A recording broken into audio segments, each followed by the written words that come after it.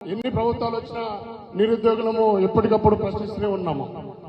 గత ప్రభుత్వంలో కూడా జీవో 46 మనకు అన్యాయం జరిగిందని చెప్పి మనం ఎంతో ఫైట్ చేసినాము.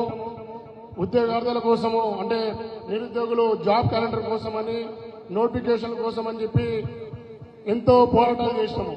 అదేవిధంగా ఈ యొక్క ప్రభుత్వం వచ్చింది, మరి కొత్తగా ఏమైనా మన తరగతులు మారుతాయంటే ఏమైనా నోటిఫికేషన్స్ వచ్చాయా? జూన్ 2 నిన్న ఏ ఒక్క నోటిఫికేషన్ రాలేదు. పోనీ గత ప్రభుత్వం తప్పు చేసింది, ఓకే, వాళ్ళు ఒప్పుకున్నారు, ఆ తప్పును సరిదిద్దే ప్రయత్నం చేసిరు.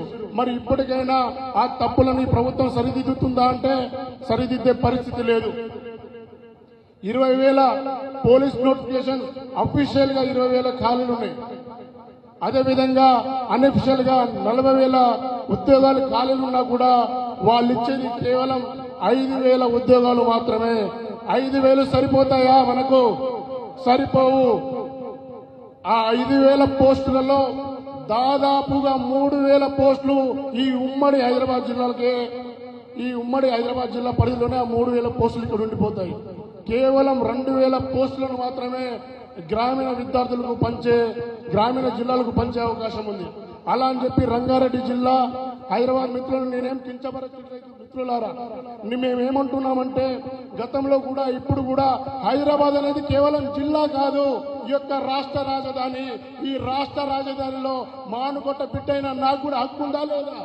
హక్కు ఉందా లేదా? మనకు హక్కు ఉంది. మనకు ఈ కేవలం నేను అన్ని పోస్టుల గురించి మాట్లాడలేదు, కేవలం పోలీస్ నోటిఫికేషన్ లో ఖచ్చితంగా హైదరాబాద్ జిల్లాలో గతంలో మీరు అన్ని లిస్టు తీపియండి. దాదాపుగా ప్రతి నోటిఫికేషన్ లో 2,000 నుంచి 3,000 పోస్టులు మిగుతూ ఉన్నాయి హైదరాబాద్ జిల్లాలో. అంటే ఫిట్ క్యాండిడేట్లు లేరని చెప్పాను, వాళ్ళకి ఇంట్రెస్ట్ లేక ఆ జాబులు మిగిలిపోతా ఉన్నాయి.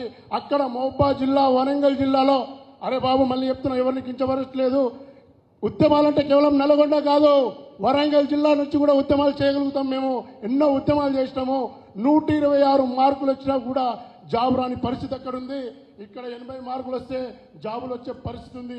కొంతమంది అంటే వాళ్ళకి ఇంట్రెస్ట్ లేక వెళ్ళిపోయినప్పుడు ఆ ఫిలప్ చేసే బాధ్యత ఎవరిది? ఈ ప్రభుత్వాలు తీసుకోవాలి. ఏ ప్రభుత్వం వచ్చినా పర్లేదు, ఈ ప్రభుత్వాలు ఇప్పటికైనా చిత్తశుద్ధితోటి ఎక్కడ పోస్టులు మిగులుతున్నాయి, ఎక్కడ ఖాళీలు ఉన్నాయి, ఎందుకు మిగులుతున్నాయని చెప్పి వాళ్ళు ఒక కమిటీని వేయాల్సిందిగా కోరుతా ఉన్నాను. ఈ విధంగా అదేవిధంగా ఏదైతే 4 సంవత్సరాల నుంచి మనకు ఒక్క నోటిఫికేషన్ కూడా లేదు, పోలీస్ నోటిఫికేషన్ ఒక్కటి కూడా లేదు. దాదాపుగా చాలా మందికి ఏజులు అయిపోతా ఉన్నాయి. అప్పుడు లెక్క దొంగలు బీరువా తాళాలు పలగొట్టి బీరువాలో ఉన్న గోల్డ్ దొంగతనం చేస్తలేరు. సరే, గోల్డ్ రేట్ పెరిగింది, అది పక్కన పెట్టండి. గోల్డ్ దొంగతనాలు చేస్తలేరు. సైబర్ క్రైమ్స్ ఎక్కువ పెరుగుతుంది. మనకు కావాల్సింది ఫిజికల్ ఫిట్తో పాటు మెంటల్ ఎబిలిటీ కూడా కావాలి మనకు. వాస్తవా కాదా? అదేవిధంగా ఎవరైతే మెరిట్ మార్కులు సాధిస్తారో వారికి మొదటగా అవకాశం ఇవ్వాలి. లాంగ్ జంప్ విషయంలో ఏ రాష్ట్రంలో, అంటే ఈ దేశంలో ఎక్కడా లేదు. ఈవెన్ ఆర్మీలో కూడా 4 మీటర్స్ లేదు. అట్లని చెప్పి అన్న నువ్వు దూకాలంటే 5 మీటర్లు దూకుతా, నేను 5 మీటర్లు దూకుతా. నాలాంటి ఎంతో మందికి, నా మిత్రులకు 140 మార్కులు వచ్చినా వాడు పాపం జస్ట్ లాంగ్ జంప్ 1 సెంటీమీటర్ దూకనందుకు వాడు అన్ఫిట్ క్యాండిడేట్ అయి ఇప్పుడు రోడ్ల మీద తిరుగుతుండు. కాబట్టి దయచేసి లాంగ్ జంప్ విషయంలో కూడా 3.8 మీటర్స్కి తగ్గించాలి.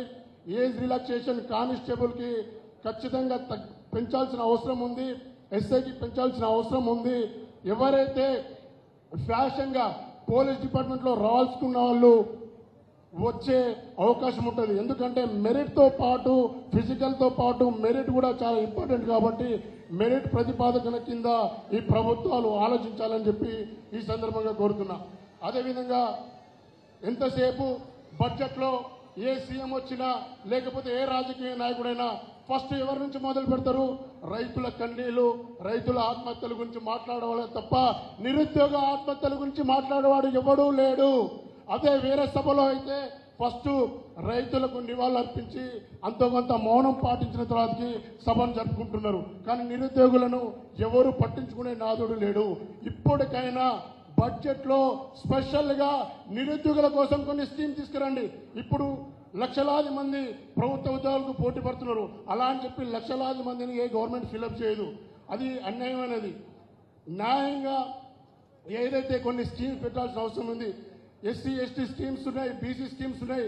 అందులో మొన్న రీసెంట్ గా గవర్నమెంట్ యువ వికాసం అని చెప్పి ఒక స్కీమ్ ని తీసుకురావడం జరిగింది. యువ వికాస్ అప్లై చేయడానికి దాదాపుగా 500 రూపాయలు మనకు ఖర్చు అయింది. కానీ మన అకౌంట్ లో 5 రూపాయలైనా పడ్డాయి ఎవరికైనా? రాజీవ్ వికాస్ ఎంతమంది అప్లై చేశారు? ఇక్కడ రాజీవ్ వికాస్ చాలా మంది అప్లై చేశారు. 5 రూపాయలు కూడా పడలేదు. మీకు వచ్చిన ఖర్చు 500. అంటే మనం గవర్నమెంట్కి మనమే 500 ఇన్వెస్ట్ చేసేసినాం. అంటే ఆ లాభం గవర్నమెంటే తీసుకుంది. కానీ 5 రూపాయలు కూడా ఇచ్చిన పాపాన పోలేదు. ఏ ప్రభుత్వాలు వచ్చినా ఈసారి ఖచ్చితంగా స్పెషల్ బడ్జెట్ లో నిరుద్యోగుల గురించి మనము ఫైట్ చేయాల్సిన అవసరం ఉంది. ఏదైతే మంత్రి మండలి కానీ రేపడున్న ఏ ప్రభుత్వం గద్దెనెక్కిన నిరుద్యోగుల కోసం స్పెషల్ గా ఒక బడ్జెట్ ని కేటాయించవలసిందిగా ఈ సభాముఖంగా తెలియజేస్తున్నా. అదేవిధంగా జాబ్ క్యాలెండర్ లో మనకు దాదాపుగా 2 లక్షల ఉద్యోగాలు ఏడాదికి ఇస్తామని చెప్పారు. కానీ ఇప్పటి వరకు ఒక్క నోటిఫికేషన్ కూడా ఇవ్వలేదు. నిన్న కేవలం 280 పోస్టులు ఇచ్చి మమ అనిపించుకున్నారు.